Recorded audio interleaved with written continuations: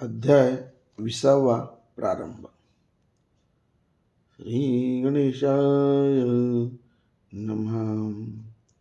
जय जयाजी रुक्मिणीवरा, हे चंद्रभागा तटविहारा, देवा वरद पाणी धरा, दासगणूच्या मस्तकी.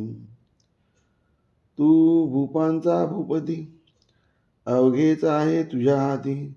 मग माझी फजिती कार्य ऐसी मांडली जा.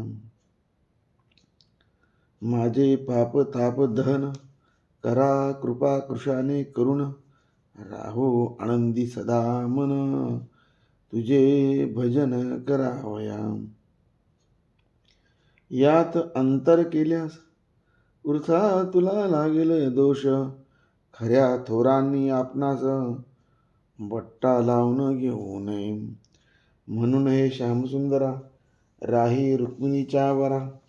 पांडुरंगा परमोदारा, माझी इच्छा पूर्ण करी. असो समाधिस्थ झाल्यावर श्री गजानन साधूवर, म्हणू लागले नारी नर, आता काय या शेगावी. शेगावीचा ज्ञान गभस्ती, असता गेला निश्चिती. आता काय तेथे माती, राहिली आहे निव्वळ. समुद्राचे आटल्या नीर वा असता गेला, समुद्राचे आटल्या नीर वा पुष्पतरूंचा गेला भर. कोण त्याचे करणार कौतुक या जगामध्ये. आता खेपा शेगावात करणे आहे की निमित्त. देव नसता देवाऱ्यात माळा बांधणे व्यर्थची. ऐसे कित्येक बोलती परिती असे साच भ्रांती. महाराजांची दिव्य ज्योती अदृश्य आहे तेच ठाया. जेवी इंद्रायणीचे तरी ज्ञानेश्वर समाधिस्थ जरी. ते आहेत भेटले परी तेच ठाई भाविका. तैसीत शेगावात श्री गजानन स्वामी समर्थ. ऐसा जयांचा सिद्धांत, दर्शन त्यांना तेथ होते. ते विषयीची एक कथा सांगतो मी येथ आता. गणपत कोठाडे नामा होता एक भाविक गृहस्थ. हा राहिली कंपनीचा एजंट शेगाव दुकानीचा. नित्य नेम होता त्याचा दर्शनाचा. श्रुते अस्तमानी प्रतिदिवशी यावे त्याने मठासी. बैसोनी या समाधीपासी स्तवन करावे एकनिष्ठे. एकदा ऐसे वाटले त्यास अभिषेक करून समाधीस. उद्याच्या विजयादशमीस ब्राह्मण भोजन घालावे. केली सर्व तयारी अभिषेकाची साजरी. शिदा मठा भितरी धाडीला मोठ्या प्रमाणात. तई कांता म्हणे हो प्राणनाथा, हे तुम्ही काय करता. हाड नाही तुमच्या हाता खर्च करण्याच्या बाबतीत. उद्या आहे विजयादशमी, म्हणून पोराबाळासी कपडे अलंकार अंगासी करून घाला काहीतरी. हे अभिषेक ब्राह्मण भोजने वरचेवरी न योग्य करणे. दिली आपणा ईश्वराने 4 पोर बाळे हो.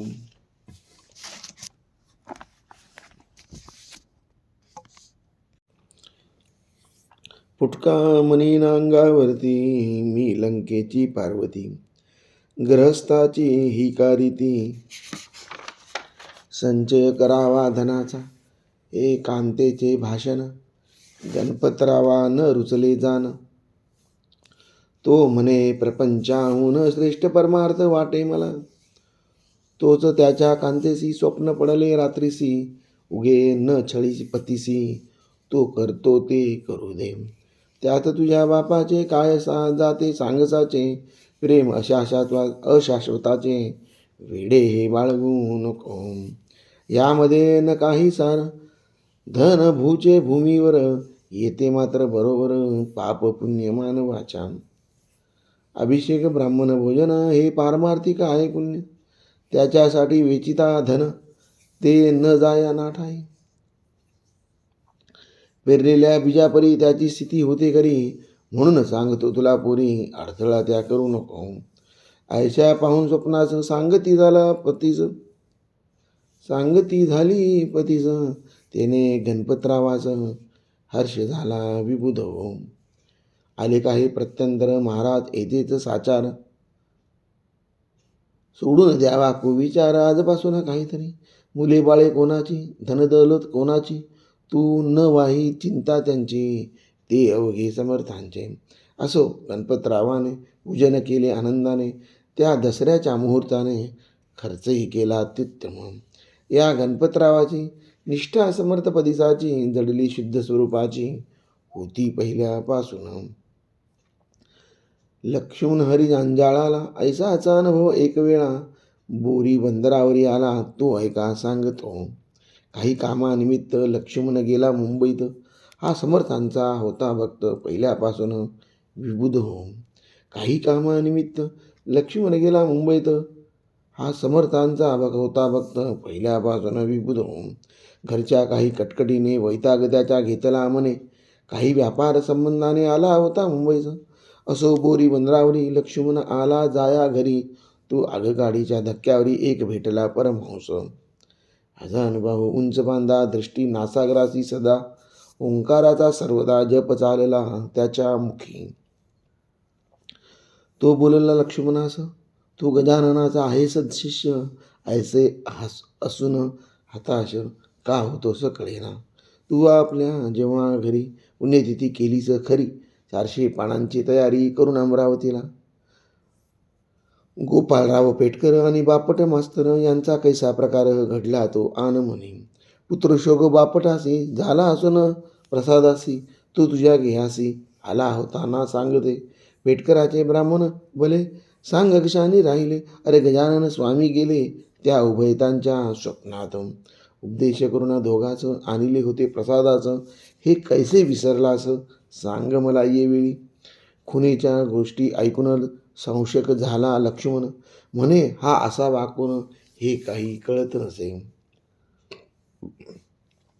लक्ष्मणे त्या संन्यासाला आदरे नमस्कार केला, तो पाहता पाहता गुप्त झाला बोरी बंदर स्टेशनासी. मग लक्ष्मण येऊन घरी वागू लागला पहिल्यापणे. प्रतिवर्षी आपल्या घरी पुण्यतिथीचा प्रारंभ केला. अवधूत जयराम खेडकरासी राहित साहित गावासी, भेटते झाले पुण्यराशी संन्यासाच्या वेशाने. एक माधव मार्तंड जोशी कळंब कसूर ग्रामासी, आला मोजणी करावयासी जमिनीची श्रुते हो. हा सरकारी नौकर होता रेव्हेन्यू ऑफिसर, त्याचा गजानन साधूवर पूर्ण होता भरवसा. दिवसभर मोजणी केली, पुढे त्यास इच्छा झाली अस्तमानाचे समयाभली शेगावास जाण्याची. आज गुरुवारचा आहे दिन, घेऊ समर्थांचे दर्शन, ऐसा विचार करून आज्ञा केली शिपायाला. जोड आपली वेगी दमनी जाऊ शेगावा लागुनी, रात्र तेथे काढून येऊ सकाळी परत पुन्हा. तई तो शिपाई कुतुबुद्दीन बोलला कर जोडून, आभाळ आले भरून याचा विचार करावा. मन नदीला पाणी भले आहे थोडके आता आले, पाही पाणी गढूळ झाले म्हणून केली विनंती. जोशी म्हणाले त्यावर, अरे आता हो नदी पार, जा दमनी कधी तयार, उगीच सबबी सांगू नको. शिपायाने जोडली जमनी, आला लगेच घेऊनी. जोशी आत बैसोनी जाऊ लागली शेगाव. दमनी घातली नदीत, तो पाणी आले अकस्मात. जाण्या पहिले तटापर्यंत अवसर नाही राहिला. झंझावात बळावला, कडकडाट करी चपला. मन नदीला पूर आला, क्षरा माझी भयंकर. मेघवर्ष मुसळधारा, झंझावात सुटला करा. शेतकऱ्यांची या छपरा तो उडवू लागला हो. शिपाई म्हणे कुतुबुद्दीन साहेब येथे झाले मरण, तुम्हा आम्हा लागून उपाय यासी आता नसे. तई माधव मार्तंड जोशी घाबरे झाले निजमानसी, बाहू लागले समर्थासी करुणायुक्त वचाने. हे समर्थ गजानना रक्षण आमच्या करी प्राणा, अशा संकटी तुझ्या विना त्राता न कोणी आम्हाते. कथा ऐकली पुराणात, जहाज उडता समुद्रात, त्याच संताने देऊन हात रक्षण केले सर्वसी. तूही संता सामान्य ब्रह्मवेत्ता करुणा घन, करी आमचे रक्षण येऊन या पुरामध्ये. दमनीत आले जीवन, बैल गेले घाबरून. मग दोषी पुढे होऊन बोलत झाले शिपायास, तू आता मागे सर, अवलियाचे भजन कर, तेच नेतील आपणा पार, त्याची चिंता करू नको. जोशी म्हणाले समर्था, अगाध आहे तुझी सत्ता, वाटेल ते करी आता, तारी अथवा मारी आम्हा. कासरा दिला सोडून दोघांनीही मिटले नयना, तो काय घडले वर्तमान ते आता पर्यसा. ऐशा महापुरातने पहिले तटा पावली दमनी उभी राहिली येऊनी सडकेवरी शेगावच्या. ऐसा प्रकार पाहता आनंदले उभयता. पहा केवढी अगाध सत्ता आहे अवलिया बाबांची. पुरा माझी रक्षण केले निज भक्ता ना बुडू दिले. जोशी शेगावा प्रति आले एक घटका रात्रीच वंदन केले समाधीला. पालखीचा पाहिला सोहळा दुसरे दिवशी बहुत गेला दारधर्म जोशांनी. बाळा भाऊ चियापाशी ब्राह्मण भोजन घालण्याचे काही रुपये अतिहर्षी जोशी देते झाले. साकले कथिले वर्तमान बाळा भाऊ लागून हे नवसाचे ब्राह्मण तुम्ही घाला माझ्यास्तव. का की मला रजा नाही काम जरुरीचे पाहि. ऐसे सांगून लवला हे जोशी गेले निघून. एक यादव गणेश सुभेदार होता हिंगणीचा राहणार. हा करी जसे व्यापार वराडात कापसाचा. यासे केसाली मला 10,000 तोटा आला. त्या चिंतेने क्षीण झाला काही न सुचे मानसी. परी व्यापार सोडवेना चिंता मनीची जाईना. का फायदा काही होईना त्याच्या मनाप्रमाणे. फायद्यासाठी कटपट करी नाना प्रकारे साजेनी. स्वस्थ ना बसती व्यापारी राहती सदा प्रयत्नात. हा एकदा वर्ध्यात आला काही कामानिमित्त.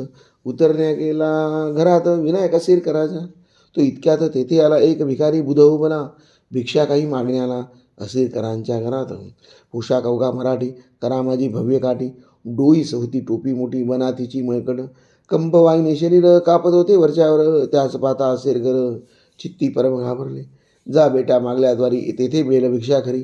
नको थोडंसं पायरी ओसरीची ये वेळा. परी हे बोल त्याचे भिक्षेकरी न मानिसाचे. येऊन वरती ओसरीचे यादवा सन्निध वै सलाम. घाल भिक्षा काहीतरी असे म्हणून पुढे करी. भिक्षा पात्र भिकारी यादव सुभेदाराच्या. यादव म्हणे मनात भिकारी हा लोचट बोध. नको म्हणत असता येत हा बैसला येऊनी. त्या ते पाहता निहाळून तै तो भासला गजानन. सुभेदारा कारण शेगावचा राजयोगी. दृष्टीचं तेज अत्यंत स्वरही त्यांच्या परिसत्य. फरक इतकाच होता त्यात कंप होता तनूला. तेज मुद्रा बोलणे बोलो होते समर्थाप्रमाणे. ते पाहून ऐसे म्हणणे सुभेदाराने जे चित्ती. हा जरी मानू गजानन तरी ते गेले समाधीस्थ होऊन. आता महाराज कोठून पडतील आमच्या दृष्टीसी. काही असो पैसे दोन देऊ भिकाऱ्या कारण.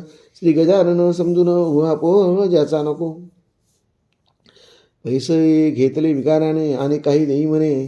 श्री गजानन कारणे शिरणी वाटे गोळाजी. ते वायदे करसी वरचेवर ते मी न आता मानणार. तोटा 10,000 तुझं व्यापारी आला ना. त्याचा विचार अंतरी करून देई काहीतरी. रुपयेमधला लवकरी काळ पाकिट खिशातून. ऐसे भिकारी बोलता सुभेदार झाला देता. काही रुपये तत्वता पाकिटाचे काढून. भिकारी म्हणे ते अवसरी संतुष्ट इतक्यावरी होत नाही दे लवकरी. आणखी रुपये काही मला. रुपये पुन्हा रुपये काढले भिकाराचे अर्पिले. तो इतक्यात घरात गेले विनायकराव असेरकर. यादवराव एकटा बसला होता असेरकराच्या उसरीला. ते पाहून बोलला सुभेदारासी येणे रिधी. संशय गजाननाविषयी. का घेतोस चित्ती पायी. कपडे काढून उभा राही माझ्या पुढे ये वेळा. तुझ्या अवघ्या अंगावर दृष्टी पडू दे एकवार. माझी तिने होईल दूर व्याधी तुझी यादवा. तू मधला मुलापरी कारे लाजसे अंतरी. ऐसे म्हणून पाठीवरी हात फिरविला त्याने. फिरविला नखशिकांत अंगावरून त्याने हात. तो आले इतक्यात असिरकर ओसरीला. रुपये घेऊन भिक्षेकरी गेला द्वाराच्या बाहेर. यादवाने बहुतापरी तपास केला गावात. परी न थांग लागला. शेवटी त्याने निश्चय केला ऐसा आपल्या चित्ताला. का की हा असावा गजानन. सुभेदार म्हणे मानसी हे समर्थ असल्या आज दिवशी फायदा होईल व्यापाराचे काहीतरी निसंशय. तो सुभेदाराच्या गाड्या आल्या कापसाच्या. विकाव्यासाठी साच्या वर्ध्याची या बाजारी. विक्री होता किंमत येती झाली तया बहुत. तेने यादव चित्तात समाधान पावला आणि निश्चय ऐसा केला. जो भिकारी भेटला तो होता समर्थ भला श्री गजानन योगी राज. समर्थ आपल्या भक्ताची रक्षण करते अहर्निशी. निष्ठा मात्र त्यांचे विषयी दृढतड पाहिजे मनात. भाऊ राजा राम कवर खामगावी होता डॉक्टर. त्याची तेलाऱ्यावर बदली असे झाली म्हणून तेथे जाण्याला खामगावाहून निघाला. सहकुटुंब मठात आला घ्याया श्रीचे दर्शन. गाडी केली तेलाऱ्याची तयारी केली निघण्याची. वेळ अस्तमानाची असती झाली ते वेळा. बाळाभाऊ मठाधिपती तो त्या बोलला येणे रेती. अहो ऐका माझी विनंती. प्रसाद घेऊन जावे तुम्ही. तुम्ही आजपर्यंत गेला न इथून उपोषित, आज असे विपरीत काहो मनी आणले. यातून आहे व्यतिपात, हे आणावे मनात. कवर सांगे त्याप्रत मला निकड आहे बहु. आज रात्री प्रसाद घेतो, मागल्या रात्री निघून जातो. नसता आग्रह मला तो तुम्ही न करा ये काळी. बोलल्याप्रमाणे निघाला तेलाराची. डॉक्टर मला घेऊन मुला माणसाला दमनी माझी बसून. रात्र होती अंधारी, महाभयंकर साजरी. वाटे निशा शोक करी, निजपतीच्या वियोगी. तो चमत्कारायचा झाला. तेलाराचा रस्ता चुकला, कोणी न भेटे पंथाला. विचारावे कोणा जरी. गाडी अरुंद रस्त्यावर, दोन्ही बाजूस काठे फार. गाडी उभी काठावर एका भव्य तलावाच्या. म्हणता झाला गाडीवाला, साहेब रस्ता आहे चुकला. हे ऐकून कवराला आश्चर्य वाटले मानसी. खाली उतरून जो पाहतो तो अवघे दिसले विपरीत. अपशब्द बोलला बहुत तो त्या गाडीवाल्याला. तू तेलाराचा म्हणून तुझी गाडी केली जाणं, आडमार्गे आणून आम्हा कसे सोडिले. काय होतास दारू प्याला म्हणून हा रस्ता चुकला. वाट तुझ्या डोळ्याला दिसली कशी ना सांग म्हणून. तेलाराचा रस्ता थोर, आम्ही हमेशा वाहतो साचार. मग आडमार्गावर गाडी कैसी आली तुझी. ऐसे कवर बोलता गाडीवाला तुझोडी हाता. काहो मधला शिव्या देता, म्यानं अपराध केला की. मी हमेशा भाडे करतो, तेलाऱ्याहून येथे येतो. वाटेल तेव्हा गाडी हाकतो, रस्ता अवघा माहीत मज. तेलाऱ्याचा रस्ता थोर, आम्ही हमेशा वाहतो साचार. मग आडमार्गावर गाडी आली, ही गाडी कैसी आली तुझी.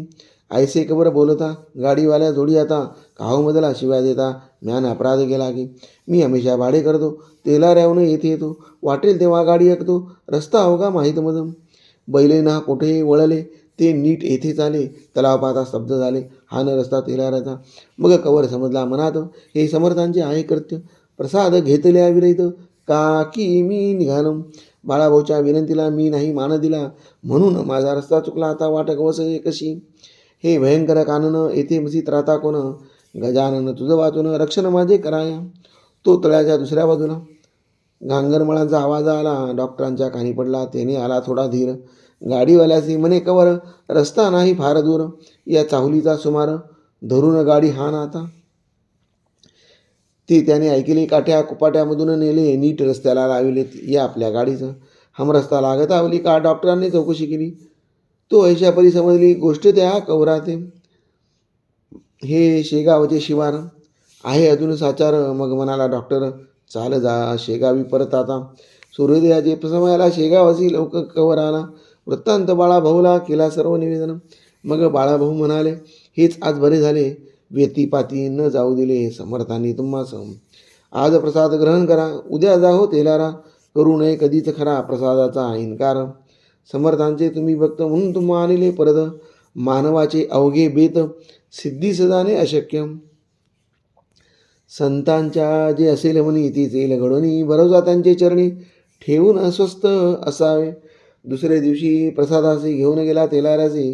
आता पुढील गोष्टीची अवधान द्यावे श्रवणाते. एक रतनचा नामी नर होता जातीने भावसार. त्याचा मुलगा दिनकर होता 1 वर्षाचा. त्याची सोबणीचा रोग झाला. कोणी म्हणती सटावला. बालक अवघा सुकून गेला, रक्त न राहिले अंगात. दिसू लागली अवघी हाडे, वरती नुसते कातरे. वैद्य आणले बडे बडे, परी न झाला उपयोग. मुलगी रडता राहीना, दूध पाणी घेईना. ज्वर मुळीच सोडीना, पाहता याच्या तनुदे. वैद्य म्हणती रतनसासी, आता औषध न देईयासी. हा तुझ्या हातासी, लागणे आहे अशक्य. शक्याशक्य विचार सुज्ञ करावा निरंतर. उगीच पूल सागरावर बांधावया जाऊ नये. ऐसे ऐकून रतनसा रडू लागला ढसाढसा. शेवटी विचार त्याने ऐसा केला आपल्या मानसी. एवी तेवी मरते पोर, माझे आता साचार. पाहू करून एक वार उपाय हा शेवटचा. दिनकराचा अंतकाळ आला होता अति जवळ. घरची माणसे सकळ लागली श्रुती रडावया. हातपाय गार झाले, नेत्र तेज मंदावले. मनगटाचे सोडिले ठिकाण पहा नाड्यांनी. ऐशा स्थिती माझारी, रतनसाने पुत्र करी. घेऊन ठेविला असे द्वारे नेऊन या समर्थाच्या. आणि केला त्यासी नवस, तो पुत्र माझा उठल्याचं. शेरणी वाटीनं तुम्हाचं मी 5 रुपयांची. तुम्ही पावले अवघ्याला, त्याचा अनुभव द्यावा मला. मी आहे आपला, माझी उपेक्षा करू नका. माझे मूल दारात, तुझ्या जरी झाले मृत तरी अवघ्यावर आडात. तुझी होईल नाचक्की. अमृतापरी तुझे चरण आले सांगत आम्हा जण. हे स्वामी गजानन कृपा करा या बाला.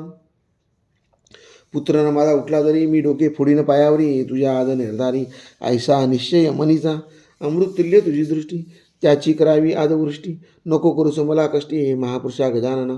त्यास काही वेळ झाला तो प्रकार ऐसा घडून आला, मूल हात पायाला हलवा वया लागले, नाडी आली ठिकाणी रुदन करू लागले जाणे, तो प्रकार पाहुनी लोक सारे आनंदले. समर्थ कृपा झाल्यावर राहिलं कोठून त्या दर, सूर्याची यासमोर तमाचा तो पाड नसे. दिनकर थोडे दिवसात होता झाला पूर्ववत, नवस असला श्रद्धायुक्त तो फळे हा अन्याय असे. दादा कुल्हटकरांचा पुत्र राजा नावाचा आहे प्रसाद समर्थांचा, संत कृपा अमोल खरी. कन्या रामचंद्र पाटलाची चंद्रभागा नावाची, ज्वान 18 वर्षाची, लाडेगाव सासरची. ही असता गरोदर प्रसंगाला दुर्धर, प्रसूतीची वेळ पार कठीण स्त्री जातीला. लाडेगावाहून माहेरी चंद्रभागा आली खरी, प्रसूती स्तव निर्धारी जनरीतीप्रमाणे. मोठ्या कष्टाने प्रसूती झाली तिची निशिती, तोच चंद्रभागेवरती ज्वरे अंमल बैसविला. तो होता नवज्वर, थकून गेले डॉक्टर, औषध उपचार केले फार आपल्या मुलीचं पाटलांनी. थोडा बहुत गुण आला, व्याधी तितक्या पुरता दबला, परी नव्हता मुळीच झाला नामशेष देहातुनी. चंद्रभागा आजारी उडू लागली वरच्यावरी, एकदा अकोल्या नेले करी औषध तिला द्यावया. वैद्य विधाने नाना करती, कोणी नल संग्रहणी बोलती, कोणी वैद्य असे म्हणती. क्षय झाला मुलीचा या, मेळ एकाचा एकाला नाही मुळी लागला. मग पाटलाने विचार केला, आता वैद्य गजानन, तारो अथवा मारोयसी अंगारा लावा प्रतिदिवशी, तीर्थ द्यावे प्यावयासी समर्थांच्या पायांचे. पिता मोठा निष्ठावंत, समर्थावरी अवघा हेत. हळूहळू त्या पोरीप्रत गुण येता झाला, तिला उठवत नव्हते शय्यशी, तीच आलीस दर्शनाची. पायी झालं त्या मठासी हे महत्त्व अंगाऱ्याचे, निष्ठावंत ज्याचा भाव तयासी पावे देव, उपास्यापदी भाव उपासके ठेवावा. रामचंद्राची अंगना जानकाबाई सुलक्षणा, परी दैवयोग सुटेना तो भोगल्या वाचुनी. वाताचा झाला विकार, जानकाबाईचं साचार, पोट दुखे वरच्यावर काही उपाय चालेना. औषध देता दबे वात, पुन्हा उठे पूर्ववत, ऐसा क्रमदिवस बहुत चालला होता श्रोते हो. त्या वाताची अखेरी होती झाली मस्तकावरी, मेंदू बिघडला निर्धारी, गेली जाणीव मावळून. वेड्यापरी करावे वाटेल ते बोलावे, कधी उपाशी निजावे कधी बसावे जेवत. कोणी म्हणती लागले भूत, कोणी म्हणती रोग सत्य, काही वधू लागले तेथ हा करणीचा प्रकार असे. काकी जितकी असती जमेदार, त्यांची असते वाकडे फार, दुबळा आपला दावी जोर, चिटूक करणी करून या. औषध उपाय बहुत केले, जाणतेही आणले, गंडे बहुत बांधिले करी जानकाबाईच्या. पाटील घरचा श्रीमंत, तो सापडला अडचणीत, म्हणून येता झाला ऊत अवघ्या त्या दांभिकांना. कोणी अंगात आणावे, वेळाचे निदान करावे, काहीतरी सांगावे धनास्तव पाटलाला. तो बिचारा सारे करी, कांता बरी न होय परी, विचार त्याने अखेरी ऐशारीती ठरविला. वैद्य आता गजानन, जाणता आता गजानन, देवऋषी आता गजानन, तो जे वाटेल ते करो. माझी बायको सून त्याची, ही भावना माझी साची, आता अन्य उपायांची गरज नाही आम्हाला. तू उद्यापासून प्रातःकाळी करी स्नान, मठा माझी जाऊन घाली प्रदक्षिणा समाधीसी. ते तिने पतीचे वचन सर्व थेव केले मान्य, समर्थ समाधी लागून घालू लागली प्रदक्षिणा. गेल्या न त्या मात्र वाया, दया आली सद्गुरुराया, वातविकार जाऊन या निर्दोष ती झाली. खऱ्या संतांची सेवा न जाई वायासाची, परी निष्ठा मानवाची जडणे तेथे अशक्य. समर्थांच्या नंतर बाळाभाऊ गादीवर बसले, त्यांचे चमत्कार काही थोडे झाले. ही वैशाख वद्य षष्टीशी शेगावी गेले वैकुंठासी, त्यांच्या मागून गादीसी बसले येऊन नारायण.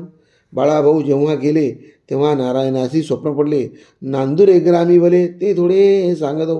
हे माळी नारायणा, तू शेगाव सगरी गमना, रक्षणा भावी गजानना ऐसे मला वाटते. ऐसे स्वप्नी सांगून निघून गेले गजानन, म्हणून आले नारायण शेगावा माझारी. काही दिवस यांनी अधिकार चालविला ते ठाई, यांची समाधी झाली बाई चैत्र शुद्ध षष्टीला. पूर्व सुकृता वाचून संत सेवा न घडे जाणं, संत सेवेचे महत्पुण्य त्या पुण्या पार नसे. श्री गजानन निलेचा पार कधी न लागायाचा, अंबरीच्या चांदण्यांचा हिशोब कोणा न लागे कधी. मी अज्ञान पामर, मती नाही तिळवर, मग हा लीला सागर मुखी केवी वर्णो. त्याने जे जे वदविले ते ते मी कथित केले, लेखनीने अक्षर लिहिले परी ते न तिचे सामर्थ्य. ती लेखनी ज्याच्या करी तोच अक्षरे काढी सारी, निमित्ताकारण होते करी लेखनीती लिहावया. तैसेच येथे झाले. मी लेखनीचे काम केले. लिहिते लिहविते स्वामी भले. श्री गजानन महाराज. त्यांच्या कृपे करून मी हे केले लेखन. येथे माझे मोठेपण काहीच नाही विबुध. स्वस्ती श्री दासगणू रचित हा श्री गजानन विजय नामे ग्रंथ आता आला कळसाप्रत. कळसा अध्याय पुढे असे. शुभं भवतु. श्री हरिहरार्पणमस्तु. इति श्री गजानन विजय ग्रंथस्य विशोऽध्याय समाप्ता. जय जय रघुवीर समर्थ. जय जय गुरुदेव दत्त.